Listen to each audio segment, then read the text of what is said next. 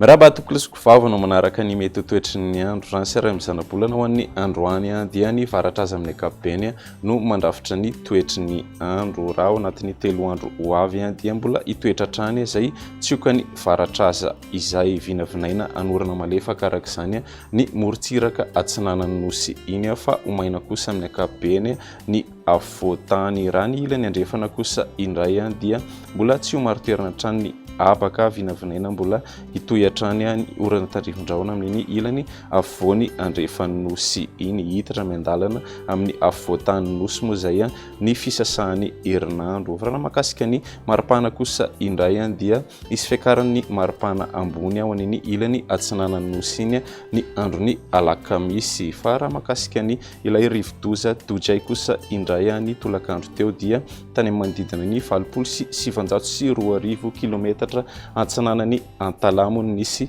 ny foibe ny kisaka mianatsimo somary atsimo atsinanana izy ao anatin'ny 2 andro ho avy raha vinavinaina somary hiakandrefana kosa aoriany izay. Tsy isy fiatraikany amin'ny toetry ny andro eto Madagasikara araka izany ny fisian'ity rivodoza ity amin'ny herinandro ho avy iny. Fa raha jerentsika amin'ny Antsipiriany ary ny mahakasika ny toetry ny andro ao anatin'ny 3 andro ho avy raha ho an'ny rapitso maraina dia anorana malefaka ny morontsiraky Antala Ambatosy Analanjorofo isy ny orana tandrifin-drahona vitsy faritra vadivavy fitovinany ary koa atsimo atsinanana anjombona na andrahona mety anerika manify ny ilany atsinanany avoatany ary koa ny faritra alaotra mangoro. Ny ambiny kosa dia ifandimby ny rahona sy ny masoandro. Ny tolakandro kosa indray dia mbola hitoy ny orana malefaka ny morontsiraky Sava Ambatosy Analanjorofo andraho amin'ny ankapobeny ny ilany atsinanany avoatany ary koa ny ilany avoany sy atsimo atsinanany nosy iny isy ny orana tandrifin-drahona ny manodidina ny tany melaky sy menabe ny tolakandro isy ihany koa ny orana tandrifin-drahona mety arahakotroka manodidina ny distrikany Ambanja sy ny ilany andrefan'ny faritra Sofia. Ny ambiny moa dia ifandimby hatrany ny rahona sy ny masoandro. Ny maripana ho an'ny androny rapitso 12 hatramin'ny 20 ny avoatany raha ny ilany atsinanana manodidina ny 30 hatramin'ny 130 ny maripana ambony manodidina ny 13 hatramin'ny 14 kosa ny ilany andrefana ananika hatrany amin'ny 15 degré moa ny maripana ambony ho an'iny atitany avaratry ny nosy iny.